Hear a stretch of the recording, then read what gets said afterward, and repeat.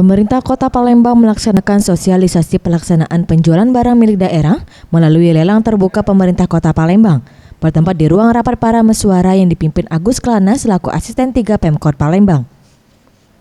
Agus Kelana, Asisten 3 Pemkot Palembang, menyampaikan kegiatan sosialisasi lelang ini dalam rangka untuk mematuhi Peraturan Menteri Keuangan tahun 2016, di mana lelang barang milik daerah atau BMD tidak diperbolehkan dilakukan secara internal di lingkungan pemerintah daerah, serta harus melalui persetujuan Dirjen Kekayaan Negara sebagai pihak yang berwenang untuk melakukan penilaian terhadap kelayakan barang tersebut untuk dilelang kepada masyarakat umum.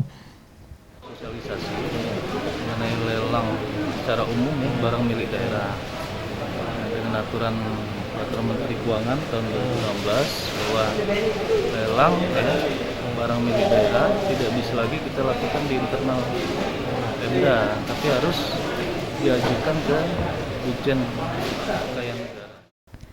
Ia menambahkan nantinya semua barang yang akan dilelang terbuka melalui situs internet, sehingga semua orang di Indonesia yang memiliki NPWP sebagai syarat utama dapat mengikuti lelang. Anugrah Sandi Pratama, Sriwijaya TV.